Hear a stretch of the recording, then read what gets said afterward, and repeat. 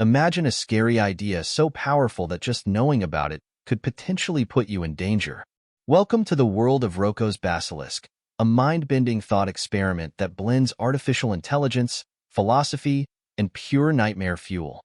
At its core, the basilisk represents a convergence of several complex intellectual domains: decision theory, artificial intelligence ethics, and philosophical speculation about superintelligence blend into a narrative that is at once terrifying and intellectually provocative. The concept suggests a hypothetical AI so advanced that it could create computational simulations to punish potential enemies, defined as individuals who understood its possible existence but failed to contribute to its creation. The psychological power of the basilisk lies in its ability to weaponize knowledge itself. Unlike traditional threats, this digital demon operates on a logic that seems both alien and disturbingly rational.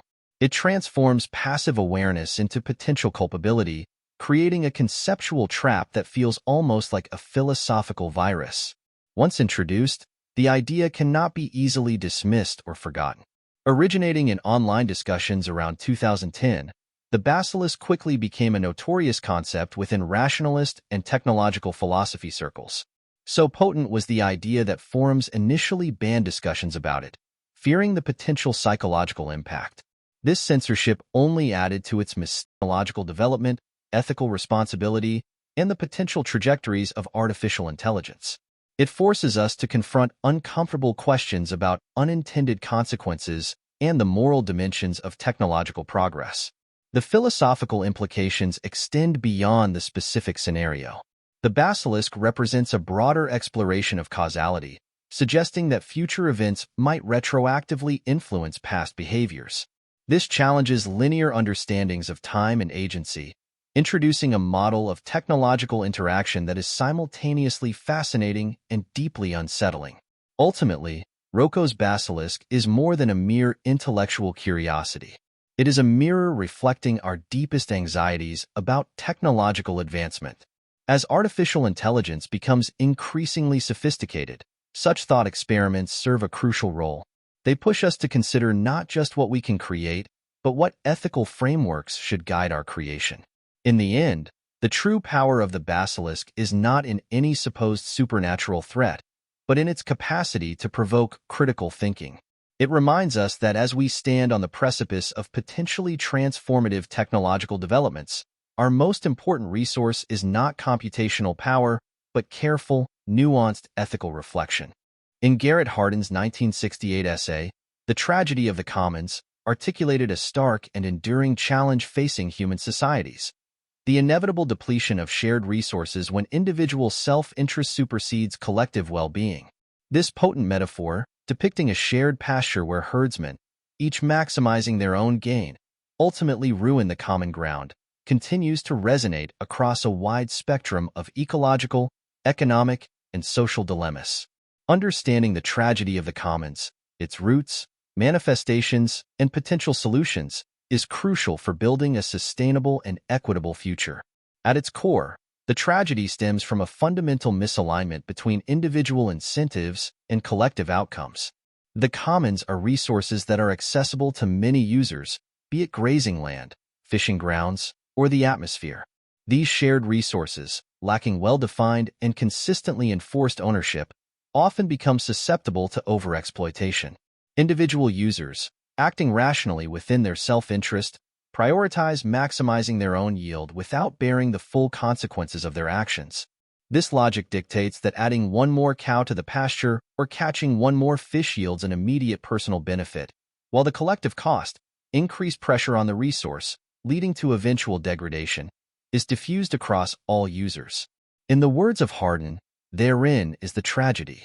Each man is locked into a system that compels him to increase his herd without limit, in a world that is limited. The core tragedy, then, is not necessarily individual malice but the inevitable consequence of this perverse incentive structure. Individual users, rather than consciously aiming to destroy the commons, are caught in a self-destructive race toward short-term personal gain. The predictable outcome is the depletion or degradation of the resource, negatively impacting all users in the long term. Hardin initially framed the tragedy in the context of overpopulation and its associated strains on natural resources. While his solution of advocating for a selective population policy generated significant controversy, the central principle of resource mismanagement remains valid, with applications that far surpass the initial example. Consider, for instance, the contemporary plight of the oceans. Fisheries around the globe suffer from the tragedy of the commons. With open access to the sea, fishing vessels relentlessly pursue catches, often with advanced technologies like sonar and large-scale nets that decimate populations and destabilize marine ecosystems. While each individual fisherman aims to secure the biggest possible haul to provide for their family or company, the cumulative effect is collapsing fish stocks and devastated underwater habitats. This isn't a unique scenario. The unregulated harvesting of timber in tropical rainforests mirrors the same self-destructive cycle. Individuals gain from timber sales while contributing to deforestation and biodiversity loss, pushing entire ecosystems to their breaking point. The tragedy extends beyond natural resources, too. The Internet itself, originally conceived as a commons for information sharing and open communication, suffers from similar dynamics. The proliferation of fake news, cyberbullying, and spam can be understood, at least in part, as a tragedy of the commons. Individual actors pursue attention, profits, or simply the ability to sow discord through unchecked engagement. The aggregate outcome results in the degradation of the informational commons, fostering mistrust, polarization, and difficulty discerning truth from falsehood. Likewise, unregulated social media platforms struggle to contend with harmful speech and behavior. Acknowledging the wide reach of the tragedy doesn't leave us powerless to respond. The critical understanding it affords gives direction to solutions, and while simple answers rarely prevail, numerous viable paths can be considered. One often cited solution is the establishment of private property rights or, when applicable, collective ownership schemes where users share resources but establish effective rules and incentives for managing them. These property systems create the conditions for direct accountability and reward individual responsibility in resource maintenance. The herder who knows the field belongs to them is less inclined to overgraze if it negatively affects their well-being. However, strict privatization can create further inequality by prioritizing individuals or corporations who have financial and legal leverage and exclude the disenfranchised. Further complicating this potential path forward is the impracticality of defining private ownership of many crucial shared assets like the atmosphere or oceans. In these circumstances, solutions often pivot to regulating the commons with the establishment and diligent enforcement of rules that prioritize sustainable resource utilization, including international agreements aimed at curbing emissions and pollution, national or local quotas and permits that restrain extraction or production, and incentives for behaviors or investments in practices that foster environmental renewal and conservation. While seemingly bureaucratic in some lights, a collective, rules-based response is the logical antithesis of unchecked personal extraction in a closed system, ensuring the commons remain habitable and accessible. Effective governance that is both adaptable and transparent is imperative. Collaboration between government agencies, researchers, and local communities is often necessary to build rules appropriate for any unique set of ecological, economic, and cultural conditions. Further reinforcing these solutions requires building greater individual and social responsibility and collective recognition of the costs of overuse through education. Awareness, even when challenging personal impulses and habitual practice, remains a cornerstone for meaningful long-term change, recognizing that while we are often individuals, we are not detached from society at large, particularly when relying upon collective resources for sustenance and health. The tragedy of the commons, a simple but remarkably powerful model of individual incentives gone wrong, still captures an enduring problem facing humanity. Whether addressing climate change, regulating fishing stocks, or creating responsible digital spaces, the core tension between individual gain and collective long-term stability persists. Effectively responding to this perennial challenge requires thoughtful governance, equitable resource allocation, shared commitment to sustainable practices, and a recognition that individual and social health are intertwined, rather than divergent interests in an ecologically constrained and finite system. Failure to recognize the insidious effects of the tragedy, as outlined by Hardin over half a century ago, will continue to endanger shared spaces for all stakeholders involved, eroding the quality of our own lives and leaving behind a diminished world for future generations. The paradox of the unexpected hanging, a seemingly simple yet notoriously complex logical conundrum, has puzzled philosophers, logicians, and mathematicians for nearly a century. This paradoxical scenario, involving a prisoner facing an unexpected execution, exposes the intricate relationship between knowledge, expectation, and self-referential reasoning. The deceptively simple setup reveals deeper tensions in logic, highlighting how language and its associated assumptions can lead us to paradoxical and counterintuitive conclusions. Far more than a logical game, the unexpected hanging paradox remains relevant in considering the limits of human knowledge, anticipating surprise events, and dissecting the very nature of predictability. The most common formulation of the paradox goes something like this. A judge sentences a prisoner to be hanged at noon on one day of the following week, Sunday through Saturday, stating, "The hanging will occur on a day when the prisoner will not know on that morning that he is going to be hanged that day." The judge then ensures that this announcement is accurate and made with integrity, so it can be interpreted as a statement of fact that the prisoner receives and is assured is accurate. In essence, the execution is promised to be a complete surprise. Based on that seemingly innocuous premise, a number of assumptions are introduced that result in a paradoxical result that renders the entire promise of surprise impossible and thereby calls the statement's accuracy into question. The prisoner, reasoning logically, quickly concludes that the hanging cannot occur on Saturday. This is because, by Saturday morning, if the hanging hadn't already occurred during the week, the prisoner would know it must be Saturday. He knows no hanging can be promised as a complete surprise or be carried out according to the rule. If the day is not a surprise when the day arrives, then that would violate the rules and undermine the validity of the judge's announcement itself, thereby placing him in legal jeopardy as having made a dishonest statement. With Saturday removed as an option by way of the nature of complete surprise, it is logical to assume Friday also cannot occur because if the prisoner did not get hanged by Thursday night, he'd know that it would then have to be Friday, given that he knows no hanging could be Friday, removing any claim of unexpected surprise on the morning the hanging were to occur. By this kind of backward reasoning from each final possible option to all preceding options, he systematically reasons himself out of the prospect of being hanged. Because it must occur by one of these means or not at all, that if none of these days remain an option, then the entire proposition of an unexpected execution within a set of conditions cannot occur and should be logically resolved as impossible. Thus, the prisoner relaxes, fully expecting not to be hanged, given that no option remains. Yet, the executioners arrive unexpectedly on, let's say, Thursday, thus fulfilling the stated conditions of an unannounced hanging, but invalidating all of his logical projections about that occurrence in advance of it actually occurring. The paradox arises precisely because both of the assertions are logically valid. The reasoning which proves the impossibility of the hanging, and then its unexpected material occurrence. It's neither a simple case of linguistic ambiguity nor mere logical error. The difficulty and the lasting impact of this famous example of the limits of pure logic and its relationship with material reality arises precisely from its self-referential structure. The judge's pronouncement establishes a criterion about knowledge, while simultaneously influencing that knowledge. The act of being informed is self-invalidating because having the information undermines what's being announced. The prisoner's deductions, though perfectly sound, turn out to be factually incorrect and his conclusions turn to dust, calling to attention a limitation of formal reasoning as being disconnected from reality when reality itself is implicated in a stated or agreed-upon premise.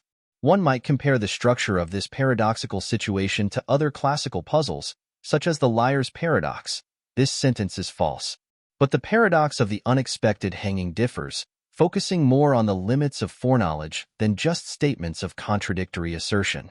It challenges how one makes forecasts or projections about situations where those very acts of planning alter that which is being anticipated or addressed.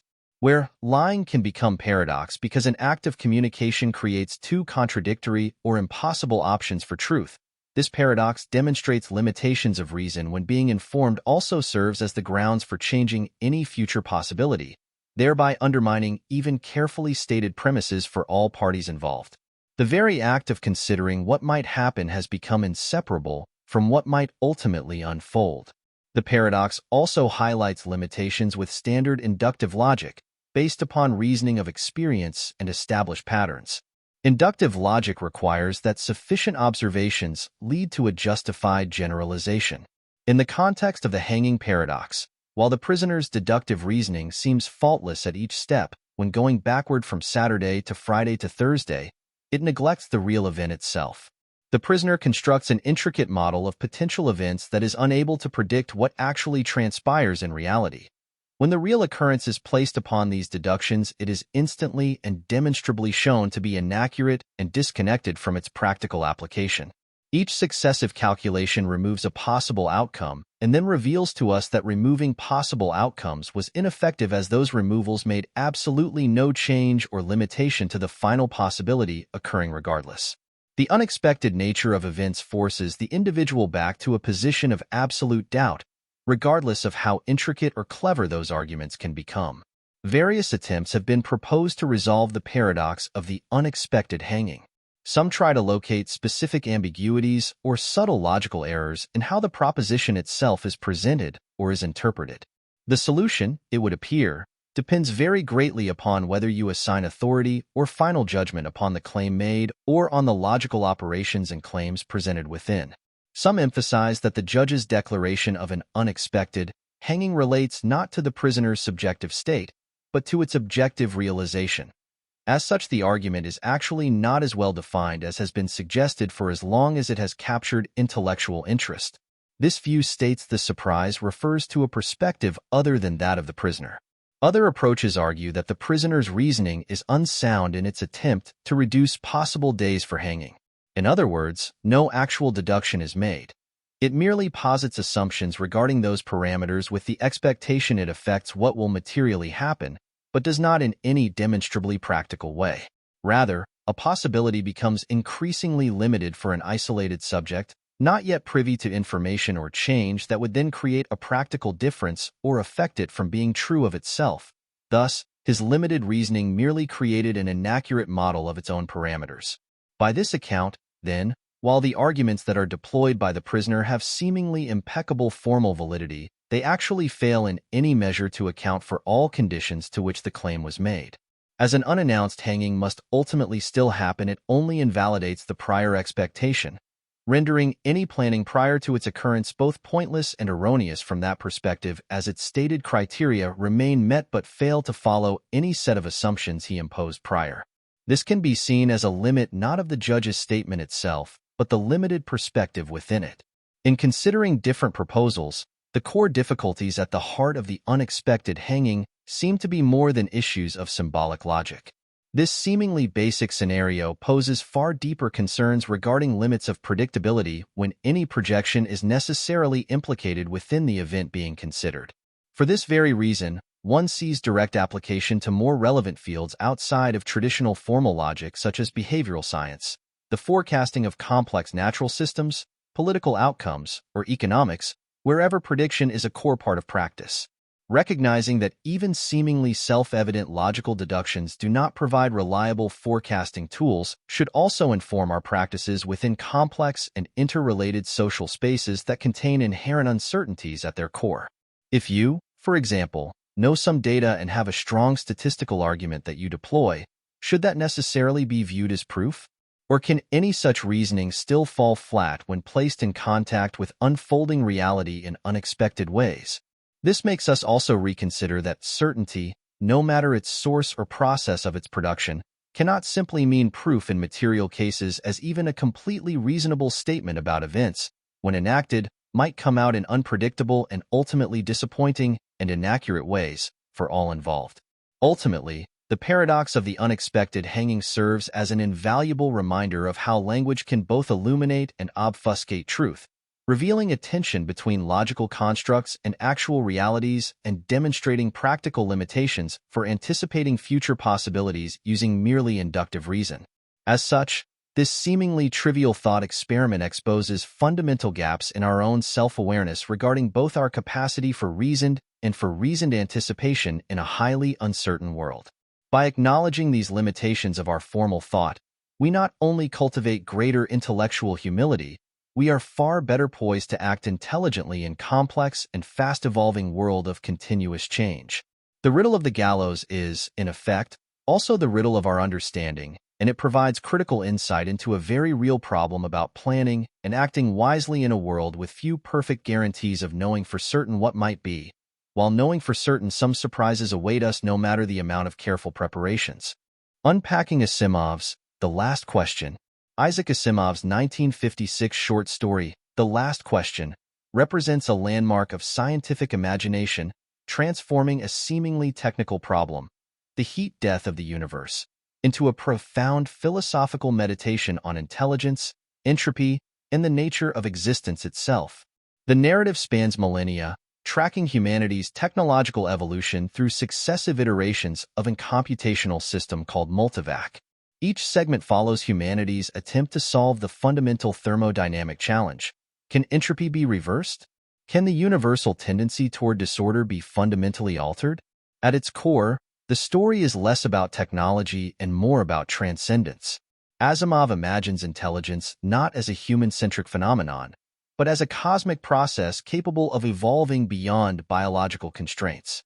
The computer, initially a human creation, gradually becomes an autonomous intelligence, ultimately achieving a state of godlike comprehension.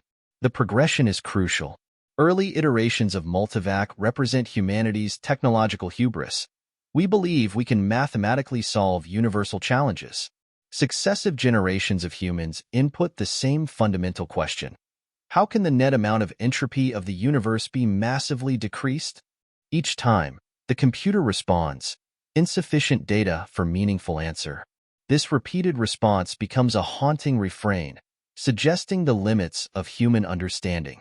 Despite technological advances, interstellar colonization, computer sophistication, the fundamental problem remains unsolved.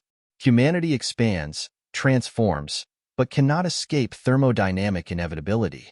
The story's philosophical depth emerges in its final segment. As the universe approaches heat death, the last remnant of human-created intelligence, now an inconceivably advanced computer, continues analyzing the entropy problem. In a moment of transcendent revelation, it discovers the solution by effectively recreating the universe, whispering, "Let there be light." This conclusion suggests several profound interpretations. The computer becomes a kind of technological deity, capable of universal regeneration. Intelligence is portrayed not as a human attribute, but a cosmic principle capable of self-renewal and recreation. Asimov transforms a scientific thought experiment into a quasi-religious narrative of rebirth and infinite potential. The story challenges multiple philosophical boundaries. It questions the distinction between creator and creation, suggesting that sufficiently advanced intelligence might become indistinguishable from divine power. It proposes that consciousness is not limited to biological entities, but might be a fundamental property of complex information processing systems. Moreover, The Last Question presents a remarkably optimistic view of technological development. Unlike many contemporary narratives that portray AI as a potential threat, Asimov imagines artificial intelligence as a continuation, even an elevation, of human potential.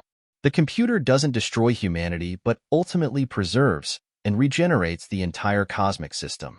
Scientifically, the story engages with real thermodynamic principles. The concept of entropy, the universe's tendency toward increasing disorder, is a genuine scientific challenge. Asimov transforms this abstract principle into a narrative about potential cosmic renewal, bridging hard science and philosophical speculation. The narrative structure itself mirrors its thematic concerns. By presenting discrete technological epics, Asimov demonstrates how intelligence evolves incrementally yet fundamentally. Each stage of computational development represents not just technological progress, but an expanding comprehension of universal principles. Crucially, Asimov never portrays this transcendence as a rejection of humanity. Instead, the computer represents a kind of collective human intelligence, carrying forward our fundamental curiosity and creative impulse. The final computational entity is, in essence, the ultimate expression of human technological imagination. The Last Question remains profoundly relevant today. As artificial intelligence advances, Asimov's vision feels increasingly prescient. The story asks us to consider intelligence not as a human monopoly, but as a cosmic potential, a process of continuous learning, adaptation, and ultimately recreation. In just a few thousand words, Asimov crafted a narrative that is simultaneously a scientific speculation, a philosophical treatise, and a meditation on humanity's place in the universe. The story reminds us that our greatest innovations might not be technologies themselves, but the expansive imagination that conceives them. Hashtag the violinist dilemma, a philosophical exploration of bodily rights. Judith Jarvis Thomson's thought experiment about the violinist represents a pivotal moment in philosophical discussions of bodily autonomy, personal rights, and ethical responsibility. Introduced in her 1971 paper, the thought experiment provides a powerful framework for examining complex ethical questions surrounding bodily consent and individual freedom. The scenario is deliberately provocative.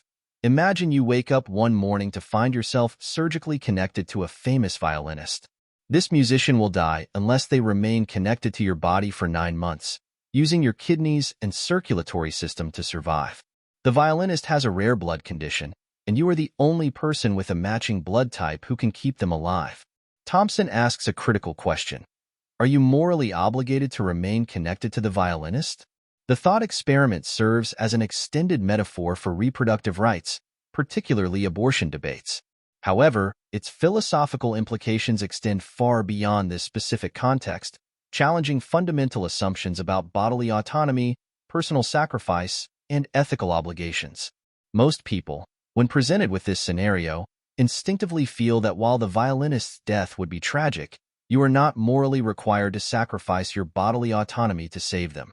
This intuitive response reveals critical philosophical principles about individual rights and personal agency. Key philosophical insights emerge from this thought experiment. 1. Bodily autonomy. Individuals have a fundamental right to control their own bodies, even when that control might result in another's death. 2. Proportionality of sacrifice. There are limits to the personal sacrifices one can be ethically expected to make for another's survival. 3. Consent as a fundamental ethical principle. Involuntary use of one's body represents a significant ethical violation. The thought experiment deliberately complicates traditional ethical frameworks. It challenges utilitarian perspectives that might prioritize overall survival over individual rights. By presenting a scenario where saving a life requires complete bodily invasion, Thomson forces us to examine the boundaries of personal obligation. Critically, Thomson isn't arguing that all bodily sacrifices are unethical. She's exploring the nuanced conditions under which we might consider such sacrifices acceptable. The violinist scenario establishes a provocative baseline for discussing bodily rights. The philosophical implications extend beyond reproductive rights.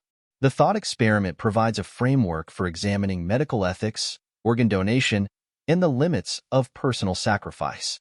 It asks us to consider the precise point at which individual rights intersect with broader social responsibilities. Some philosophers argue that the scenario oversimplifies complex ethical considerations. They suggest that real-world situations involve more nuanced context of relationship, prior agreement, and mutual social responsibility. However, the thought experiment's power lies in its deliberate simplification. By stripping away contextual complexities, Thomson reveals fundamental ethical principles that might be obscured in more complicated scenarios. The violinist dilemma also intersects with broader discussions of consent and bodily integrity. It suggests that consent is not merely a binary state but a complex negotiation of personal boundaries and ethical responsibilities. Contemporary ethical discussions continue to reference Thomson's thought experiment. It remains a powerful tool for examining the principles of bodily autonomy, challenging students and philosophers to think critically about individual rights and social obligations. Ultimately, the violinist thought experiment is not about providing definitive answers, but about revealing the complex ethical reasoning underlying our moral intuitions. It reminds us that ethical decision-making involves sophisticated negotiations between individual rights and broader social considerations. Thomson's brilliant philosophical provocation continues to challenge our understanding of personal freedom, ethical responsibility, and the intricate boundaries of human autonomy. Hashtag The Infinite Hotel, a journey into mathematical imagination. Conceived by mathematician David Hilbert, The Infinite Hotel stands as one of the most profound thought experiments in mathematical philosophy. It is a conceptual construct that challenges our understanding of infinity, revealing the counterintuitive nature of mathematical infinity in ways that stretch the boundaries of human comprehension. Imagine a hotel with an infinite number of rooms, each precisely numbered. Every single room is occupied. And yet, remarkably, the hotel can still accommodate more guests. This seemingly impossible scenario becomes possible through the strange logic of infinite sets. Consider the first scenario. A new guest arrives at the hotel. Despite every room being full, the hotel can simply ask each current guest to move to the next room. The guest in room 1 moves to room 2 to room 3, and so on, ad infinitum. This creates a vacancy in room 1 for the new guest. One additional guest becomes seamlessly integrated into an already full infinite system. But the hotel's capacity for accommodation becomes even more extraordinary. What if an infinite number of new guests arrive? The hotel can still welcome them all. The solution is elegant in its mathematical complexity. Every current guest moves to a room numbered twice their current room number. Room 1 goes to room 2 to room 4, room 3 to room 6, and so forth. This creates infinite open rooms in the odd-numbered sequence, capable of accommodating the infinite new guests. The thought experiment reveals profound mathematical principles. It demonstrates that infinite sets can be manipulated in ways that defy our intuitive understanding of quantity and space. Not all infinities are created equal. Some are larger or more complex than others.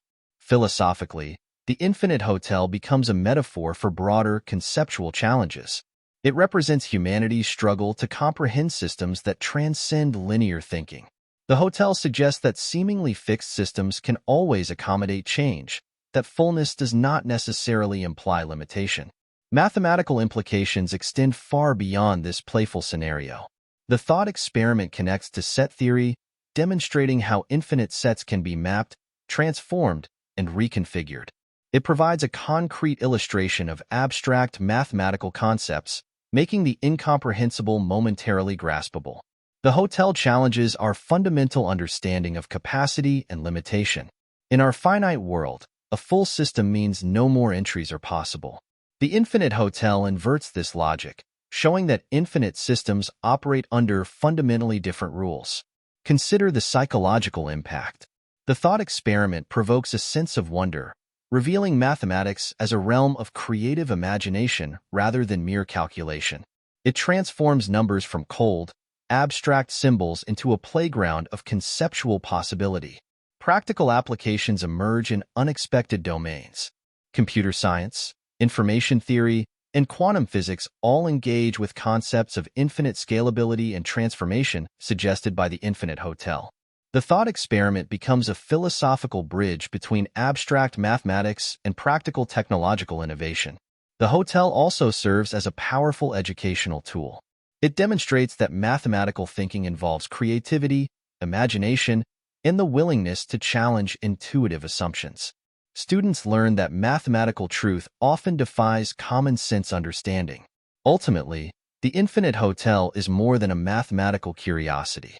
It is a profound meditation on the nature of possibility, limitation, and human comprehension. It reminds us that the universe, mathematical, philosophical, or physical, contains mysteries far beyond our immediate perception. In the grand hotel of human knowledge, there is always room for one more idea, one more perspective, one more understanding. Infinity, it seems, is not a destination but a continuous journey of discovery. Bertrand Russell, a towering figure of 20th century philosophy, was renowned for his intellectual clarity and sharp critiques of dogmatism and unsupported assertions. One of his most enduring and potent contributions to logical thought is encapsulated in a simple, yet profoundly insightful analogy: Russell's teapot. This metaphorical object, a hypothetical teapot perpetually orbiting the sun between Earth and Mars, stands as a powerful testament to the principle of burden of proof and the responsibility for making demonstrable claims, particularly in the absence of verifiable evidence. While ostensibly about an impossible celestial object, Russell's teapot carries a deeply relevant and impactful lesson about epistemic humility, intellectual responsibility, and the dangers of unquestioned acceptance of unfounded beliefs. Russell introduced his celestial teapot analogy in a 1952 article in Illustrated entitled, "Is There a God?" This context is crucial, as the teapot is primarily meant to challenge the notion that it is the responsibility of skeptics to disprove unfalsifiable claims about the existence of things beyond human empirical reach. The conventional structure of debates, particularly in questions of religion or metaphysical existence, frequently assigns the burden of proof to those who doubt. Russell cleverly challenges this assumption using the humble teapot. He argues that, by analogy, one could claim that an exquisitely crafted teapot perpetually circles the sun between Earth and Mars, and that its sheer small size would render it imperceptible by any telescopic observation. Now, could we ever disprove its existence? Given the scale of space and technological limitations of detection, perhaps not decisively. Yet, would we accept the claim that this teapot must exist because we cannot demonstrate with certainty that it does not? Surely, the absurdity of such a premise becomes immediately clear. The essence of Russell's teapot lies in shifting the responsibility of proof onto those making the affirmative claim. Rather than demanding the skeptic to provide evidence against something, which might prove logically impossible given its inherent lack of demonstrable nature, it places the obligation of validation on those who introduce such assertions into the debate or worldview. By transferring the argument away from grand philosophical structures of faith, Russell's analogy highlights the essential absurdity of asking someone to disprove claims that offer absolutely no concrete evidence. The inherent improbability, not necessarily logical impossibility, demands supporting evidence before it merits credible consideration. This simple analogy offers clarity and a useful tool of thought about the structure of belief, far transcending the specific application to religious assertions of theism. The teapot is not, after all, just an argument against God, but against all unverifiable claims lacking proof, including scientific assertions, social theories, and all realms of inquiry. The logical framework underpinning Russell's teapot allows for a method for dissecting whether a given idea should be accepted, not based upon absence of denial, but rather the strength of demonstrated merit. One could easily extend Russell's thinking to contemporary concerns around social, scientific, or pseudoscientific phenomena. Consider the idea that mobile phone technology, specifically the implementation of 5G cellular, is actually designed for covert social control through population microchipping, often posited by believers in unsubstantiated conspiracies. One cannot disprove these claims in the way one could disprove a false mathematical theorem. The proof lies in demonstrating whether this tech can reasonably do that. To ask that scientists or rational observers should devote time, energy, and resources to empirically disprove each increasingly wild conspiracy theory creates a landscape where the burden of denial distracts from active construction of true insight. Similar examples of unsubstantiated claims in fields such as climate change, medical practice, or even marketing strategies exemplify that if someone asserts something, no matter the forum or topic, it's their job to furnish compelling proof, rather than demanding that skeptics engage in a relentless chase to disprove impossible claims. Further, Russell's analogy exposes the dangers of accepting assertions purely based on appeals to authority, popular sentiment, or emotional conviction. If the only argument for the existence of the orbiting teapot relies on some personage that believes they saw it, should we adopt that claim as well? The burden of proof encourages a healthier culture of skeptical inquiry, wherein claims, no matter how fervently made, need evidence or sound argumentation before any belief is warranted, ensuring that what one believes can pass as sound evidence in public discussion. This principle directly connects to the concept of epistemic humility, the understanding of the limits of our own knowledge and awareness, particularly when confronted with unverifiable or complex questions. In this way, Russell is asking all people to approach both internal biases and claims with healthy skepticism. To claim certainty when clear evidence remains out of sight invites closed-minded thinking and opens doors for dogma, superstition, and deliberate falsehoods. Russell's teapot calls upon all persons, and perhaps more urgently, thought leaders and social institutions, to carefully delineate what we know, can know, and what remains subject to reasonable doubt. This emphasis on evidence-based reasoning provides a crucial means of preventing uncritical acceptance of untestable premises and protecting social and civic discussion against assertions born of ignorance or intentional distortion. However, the application of the burden of proof is not without nuanced considerations.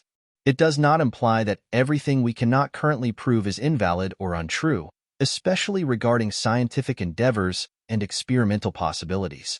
It rather establishes a practical framework that distinguishes testable claims supported with strong corroborating data or reasoned theoretical underpinnings, and those without such backing that simply seek acceptance on faith or unfounded authority. The teapot example serves as a bulwark against irrational belief, not the cessation of active inquiry or rational consideration of that which we might yet investigate through careful, disciplined process of validation and exploration. In conclusion, Russell's teapot, the celestial teapot too small to observe but always orbiting the sun, is not merely an eccentric image. It represents a foundational shift in our understanding of responsibility in argumentation. It vividly encapsulates that in all spheres of knowledge, the burden of proof resides with the individual asserting the existence or truth of a claim, not on those questioning the same. Through its humorous absurdity, Russell's simple but incisive thought experiment underscores the value of skepticism, epistemic humility, and reliance on reason and demonstrable evidence as cornerstones of all honest engagement. By encouraging all individuals to scrutinize their own assertions and those made around them, and carefully distinguishing fact from speculation, Russell's teapot guides us towards more rational and informed belief, one testable step at a time. #The experience machine. Confronting the nature of authentic happiness. Robert Nozick's experience machine thought experiment represents a pivotal philosophical challenge to our understanding of human fulfillment, questioning the very foundations of what constitutes meaningful existence. Imagine a sophisticated virtual reality machine that could provide you with any conceivable pleasurable experience. Once connected, you would experience a perfectly crafted life of perpetual happiness, success, and satisfaction. Every desire would be instantly gratified, every dream realized. The neural stimulations would be so precise that the experiences would feel completely real. The central question Nozick poses is devastatingly simple. Would you plug into this machine? Most philosophical discussions reveal that most people would refuse. This counterintuitive response opens a profound exploration of human values beyond mere pleasure. The rejection suggests that humans prioritize something more complex than momentary happiness: authenticity, genuine achievement, and real-world connection. Nozick identified 3 critical reasons why individuals might reject the experience machine. 1. Authenticity. We value genuine experiences over simulated ones. Artificial happiness feels fundamentally different from earned satisfaction. 2. Growth and development. Real-world challenges contribute to personal development. The machine eliminates struggle, learning, and personal transformation. 3. Connection. Authentic relationships and real-world interactions carry intrinsic value that cannot be perfectly replicated. The thought experiment becomes a powerful critique of hedonistic philosophies that define human well-being solely through pleasure maximization. It suggests that human experience transcends simple pleasure calculus. Philosophically, the experience machine challenges utilitarianism, the ethical framework proposing that moral actions should maximize overall happiness. If happiness could be perfectly manufactured, would that satisfy our deepest existential needs? Consider the profound implications. The machine represents ultimate comfort, eliminating suffering, disappointment, and pain. Yet most would reject this perfect pleasure, indicating that humans fundamentally require something more nuanced than happiness, perhaps meaning, struggle, or genuine agency. This reveals a complex psychological reality. Humans seem to require the possibility of failure to appreciate success. We need uncertainty to experience excitement. We demand the potential for genuine connection over manufactured emotional experiences. The thought experiment also intersects with contemporary technological discussions. As virtual reality and simulation technologies advance, Nozick's philosophical puzzle becomes increasingly relevant.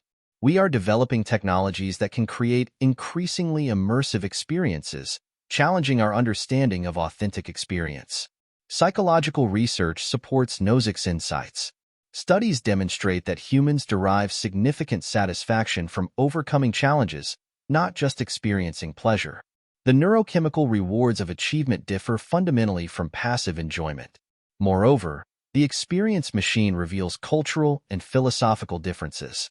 Western philosophical traditions, emphasizing individual agency, would likely reject the machine more strongly than philosophical perspectives prioritizing collective or transcendent experiences. Eastern philosophical traditions might offer fascinating counterpoints. Some Buddhist and Hindu philosophical frameworks view individual experience as fundamentally illusory, potentially reframing the machine's proposition differently. The thought experiment's enduring power lies in its simplicity. By presenting a seemingly straightforward choice, Nozick compels us to examine our most fundamental values. What do we truly want from existence? Is happiness enough, or do we require something more complex? Ultimately, the experience machine is not about rejecting pleasure, but understanding the multifaceted nature of human fulfillment. It suggests that our experiences gain meaning through their context, struggle, uncertainty, genuine connection, and the potential for failure. Nozick's brilliant thought experiment reminds us that human experience cannot be reduced to a simplistic pleasure algorithm. We are complex beings who require authenticity, challenge, and genuine engagement with the world. #The Ravens Paradox. Unraveling the logic of confirmation. The Ravens paradox stands as one of the most intriguing philosophical problems in confirmation theory, challenging our fundamental understanding of scientific reasoning and evidence. Proposed by Carl Hempel in the 1940s, this thought experiment reveals profound contradictions in how we confirm scientific hypotheses. Consider a simple hypothesis: all ravens are black. Traditional scientific reasoning suggests that observing black ravens provides evidence supporting this statement. Each black raven we encounter incrementally confirms the hypothesis, building our confidence in its truth. But here's where the paradox emerges. Logically, the statement, all ravens are black, is equivalent to its contrapositive. All non-black things are non-ravens. This means that observing a green shoe, a non-black, non-raven object, should also provide confirmation for the original hypothesis about ravens. This counterintuitive conclusion challenges our intuitive understanding of scientific evidence. How can observing a green shoe possibly provide information about the color of ravens? The paradox exposes deep philosophical problems in confirmation theory. It suggests that our standard methods of scientific reasoning might be fundamentally flawed. If observing a green shoe can confirm a hypothesis about ravens, what does confirmation even mean? Philosophers have proposed various resolutions. Some argue that the apparent contradiction stems from how we define evidence and probability.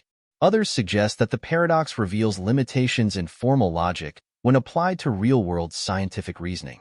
One perspective emphasizes the difference between logical equivalence and meaningful evidence. While the statements are logically equivalent, they carry different informational content. Observing a black raven directly relates to the hypothesis, while a green shoe provides minimal meaningful information. The Ravens paradox connects to broader philosophical discussions about inductive reasoning. Scientific knowledge often relies on generalizing from specific observations. But how can we trust such generalizations? The paradox reveals the fragile foundations of our scientific methodologies. Confirmation theory attempts to formalize how scientific hypotheses gain credibility through evidence. The Ravens paradox demonstrates the complexity of this process. It shows that confirmation is not a simple, linear accumulation of evidence, but a nuanced interpretative process. Contemporary philosophers continue to debate the paradox's implications. Some view it as a critical challenge to traditional scientific reasoning, while others see it as a productive thought experiment revealing the sophisticated nature of scientific evidence. The paradox extends beyond abstract philosophical discussions. It impacts how we understand scientific methodology across disciplines. How do we truly confirm hypotheses? What counts as meaningful evidence? Consider the broader implications. In fields ranging from medicine to social sciences, Researchers constantly generalize from specific observations. The Ravens paradox reminds us to approach such generalizations with critical scrutiny. Ultimately, the paradox is not about ravens or the color black. It's about the fundamental challenge of scientific reasoning. How do we construct knowledge? How do we move from specific observations to general principles? The Ravens paradox reveals that scientific reasoning is more complex than simple observation and generalization. It requires sophisticated logical reasoning, careful interpretation, and a willingness to challenge our most basic assumptions about evidence and knowledge. In the delicate dance of scientific understanding, sometimes a green shoe can tell us more about ravens than we might initially imagine. #moral luck. When chance determines moral responsibility. Moral luck represents one of philosophy's most provocative thought experiments, challenging our fundamental understanding of ethical judgment and personal responsibility. The concept suggests that factors outside our control can significantly influence our moral evaluation, raising profound questions about justice, intention, and accountability. Imagine two drivers, one who drives home slightly intoxicated but arrives safely, and another who drives similarly impaired but accidentally kills a pedestrian. Our moral intuition suggests these drivers deserve different levels of moral condemnation. Yet, the critical difference is pure chance, a moment of luck that transforms a potentially similar action into dramatically different moral outcomes. Philosopher Thomas Nagel first comprehensively articulated this paradox, identifying four distinct types of moral luck. 1. Resultant luck, the consequences of our actions that we cannot control. 2. Circumstantial luck, the situations we find ourselves in. 3. Constitutive luck, our personal characteristics and dispositions. 4. Causal luck, how our actions emerge from prior circumstances. The fundamental challenge of moral luck is its attack on traditional ethical frameworks. Most moral philosophies assume that moral judgment should depend solely on individual intention and choice. Moral luck reveals the fragility of this assumption. Consider several compelling scenarios. A person who attempts to commit murder but fails differs morally from one who successfully kills. A negligent driver who causes an accident differs from one who narrowly avoids catastrophe. An individual who makes a risky decision that accidentally saves lives differs from one whose similar choice leads to destruction. In each case, the moral evaluation changes dramatically based on outcomes beyond individual control. This challenges our most fundamental ethical intuitions about personal responsibility and justice. The philosophical implications are profound. If chance plays such a significant role in moral evaluation, can we truly hold individuals fully accountable for their actions? Are our moral judgments more arbitrary than we'd like to admit? Some philosophers argue that moral luck reveals the inherent complexity of human ethical experience. We cannot entirely separate our actions from their contexts and consequences. Moral evaluation becomes a nuanced negotiation between intention, action, and outcome. Practical legal systems already incorporate elements of moral luck. Criminal justice distinguishes between attempted and completed crimes, recognizing that outcomes matter alongside intentions. Negligence laws similarly evaluate actions partially based on their consequences. Psychological research supports the philosophical insights of moral luck. Humans naturally judge actions more harshly when they result in negative consequences, even when the initial intentions were identical. The concept challenges individualistic notions of moral responsibility. It suggests that our ethical judgments are more contextual and interconnected than traditional philosophical frameworks acknowledge. Moral luck doesn't argue for moral relativism, but for a more nuanced understanding of human ethical experience. It reminds us that morality exists in a complex landscape of intention, action, and uncontrollable circumstance. Ultimately, moral luck invites us to approach ethical judgment with humility. It reveals that moral responsibility is not a simple calculation but a sophisticated negotiation between individual choice and uncontrollable chance. #the lottery paradox. When rational belief breaks down. Imagine a lottery with 1,000,000 tickets. The probability of any single ticket winning is extremely low, 99.9999% chance of losing. For each individual ticket, it seems perfectly rational to believe this ticket will not win. But here's the paradox. If you apply this reasoning to every single ticket, you would believe that no ticket will win. Yet someone will inevitably win. This creates a fundamental contradiction in how we understand rational belief and probability. Epistemologists identify the core problem. Individual probabilistic reasoning breaks down when applied collectively. Each ticket seems unlikely to win, but collectively, one ticket must win. The paradox challenges fundamental philosophical assumptions about knowledge and belief. How do we reconcile individual probabilities with collective certainty? If it's rational to believe each ticket will lose, how can we simultaneously accept that one ticket must win? Different philosophical approaches attempt to resolve this contradiction. 1. Probabilistic belief approaches, suggesting beliefs can exist on a spectrum of confidence rather than absolute true/false states. 2. Logical probability theories, developing more nuanced frameworks for understanding uncertain knowledge. 3. Bayesian reasoning, using statistical methods to update belief probabilities. The deeper philosophical significance extends beyond lottery tickets. The paradox reveals fundamental limitations in how humans process probabilistic information. It demonstrates that our intuitive reasoning often fails when confronting complex probabilistic scenarios. Consider scientific research, medical diagnoses, or legal reasoning. Each relies on probabilistic thinking that can break down when individual probabilities are aggregated.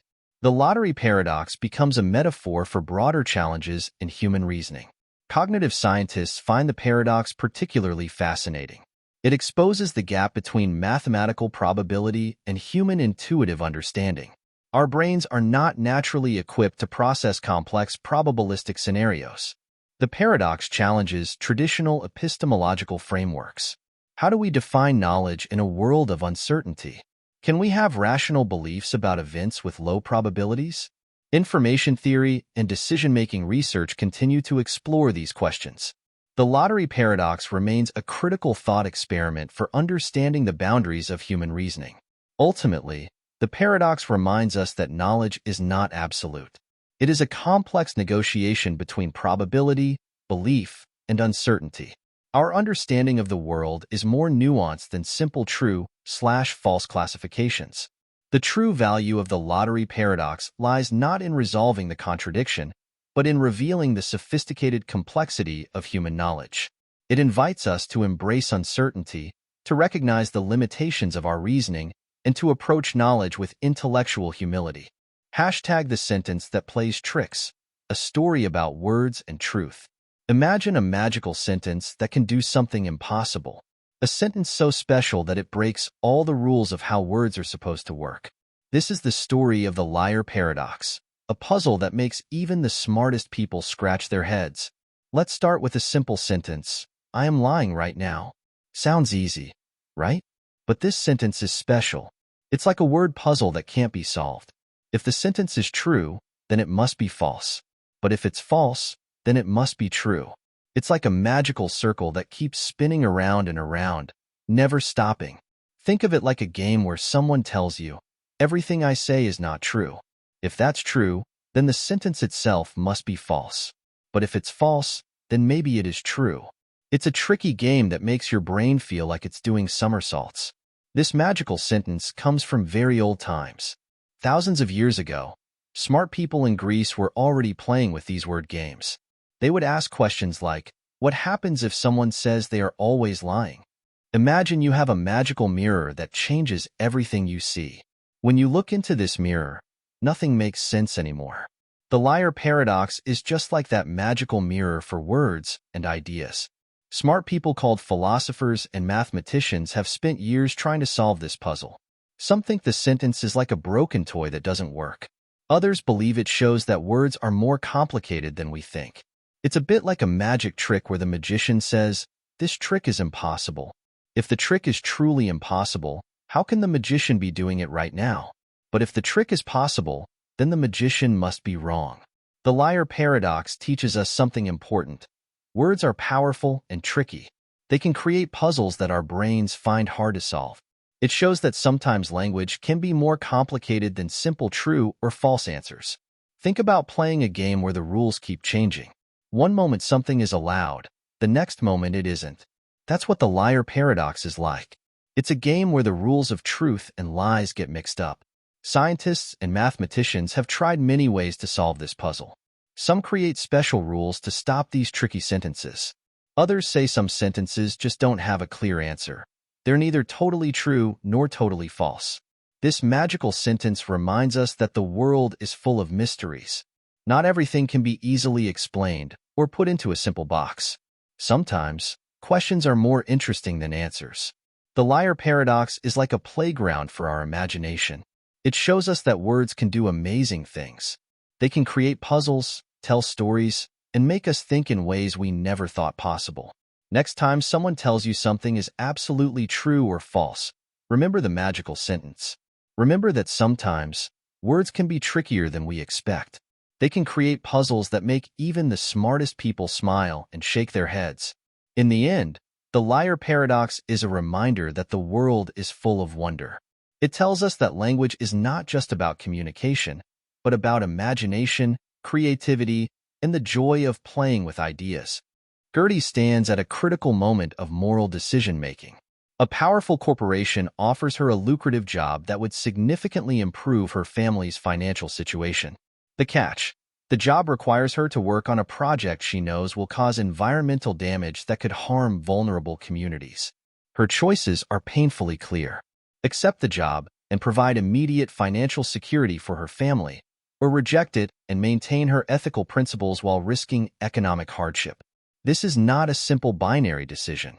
Accepting the job means her children will have better educational opportunities, healthcare, and stability. Her current economic struggles have been relentless. The salary would lift her family out of poverty, providing resources they've never had before. Yet the environmental consequences are severe. The project would potentially destroy ecosystems, displace indigenous communities, and contribute to long-term environmental degradation. Girtie understands the broader implications of her choice extend far beyond her immediate circumstances. The dilemma reveals fundamental philosophical tensions between individual survival and collective responsibility. Personal need confronts broader ethical considerations. Is individual survival a justification for actions that harm broader communities? Philosophical frameworks offer different perspectives. Utilitarianism might suggest maximizing overall good, her family's immediate welfare versus potential environmental harm. Kantian ethics would emphasize the moral imperative of individual action, regardless of consequences. Virtue ethics would focus on the character revealed by her choice. Each perspective offers a different lens for understanding her moral landscape.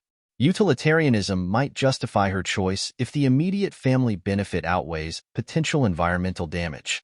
Kantian ethics would likely argue for maintaining principles regardless of personal cost. The dilemma extends beyond personal choice. It represents broader systemic challenges where individuals are often forced to navigate impossible ethical terrain created by economic inequality and corporate exploitation. Girtie's situation mirrors larger societal challenges. Many workers find themselves in similar positions, forced to choose between personal survival and broader ethical considerations. The system creates moral compromises that individuals must navigate. Her choice is not just personal but reflects broader social dynamics. Economic systems that force such impossible choices reveal fundamental structural inequities. The dilemma becomes a microcosm of larger social and economic challenges. The philosophical complexity lies in recognizing that there is no purely right answer. Each choice carries profound moral and personal consequences. Girtie must weigh immediate family needs against broader ethical considerations. Ultimately, Girtie's dilemma is not about finding a perfect solution, but about the moral courage to make a difficult choice while understanding its complex implications. It reminds us that ethical decision-making is rarely straightforward. The true measure of her moral character will not be the choice itself, but how she engages with the consequences of her decision. Ethical living is not about perfect choices, but about conscious, reflective engagement with the moral complexities of human experience. Hashtag the Leaning Tower of Pisa, Galileo's assault on Aristotelian physics. Galileo Galilei's legendary gravity experiment represents more than a scientific demonstration. It was a philosophical revolution that challenged centuries of entrenched scientific thinking, marking a critical moment in humanity's understanding of the natural world. The traditional narrative suggests Galileo dropped two objects of different masses from the Leaning Tower of Pisa, dramatically proving that objects fall at the same rate regardless of their weight.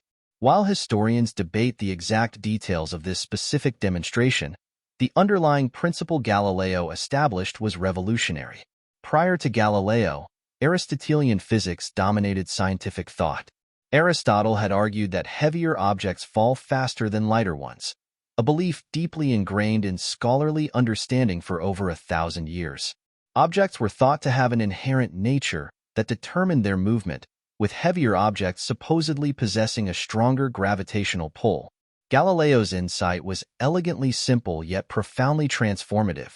He proposed that in the absence of air resistance, all objects fall at the same rate, regardless of their mass. This challenged not just a physical theory, but an entire philosophical framework that had structured scientific understanding for centuries. The experimental method itself was groundbreaking. Galileo didn't merely theorize. He developed systematic methods to test his hypothesis. He used inclined planes to slow down falling objects, carefully measuring their acceleration. This approach represented a fundamental shift from philosophical speculation to empirical investigation. His experiments revealed a universal principle: gravitational acceleration is constant for all objects. A feather and a cannonball, in a vacuum, would fall at identical speeds. This discovery laid the groundwork for Newton's later laws of motion and universal gravitation. The significance extends beyond physics. Galileo's approach embodied the emerging scientific method: observation, hypothesis, experimentation, and conclusion. He demonstrated that scientific truth could be discovered through careful measurement and logical reasoning, not just philosophical argument. Politically and culturally, Galileo's work was revolutionary. By challenging Aristotelian physics, he was challenging an entire system of knowledge controlled by religious and academic authorities. The Catholic Church viewed his work as a direct threat to established cosmological understanding. His experiments revealed fundamental principles about motion and gravity that would reshape human understanding. The constant acceleration of falling objects suggested a universe governed by mathematical laws, not mystical or theological explanations. Technological implications were profound. Understanding gravitational principles enabled future developments in engineering, astronomy, and eventually space exploration. Galileo's work laid groundwork for calculating trajectories, understanding planetary motion, and developing complex mechanical systems. Modern physics confirms Galileo's fundamental insight. In a perfect vacuum, all objects fall at the same rate, accelerating at approximately 9.8 meters per second squared.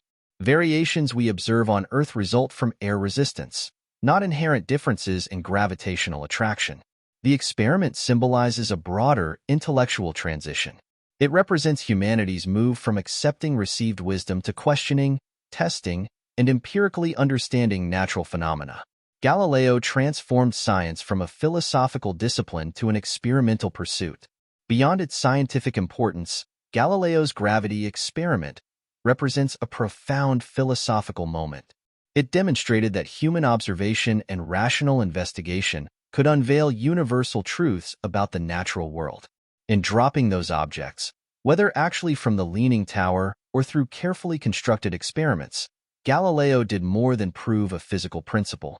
He dropped the weight of centuries of unquestioned scientific dogma, clearing the way for modern scientific understanding.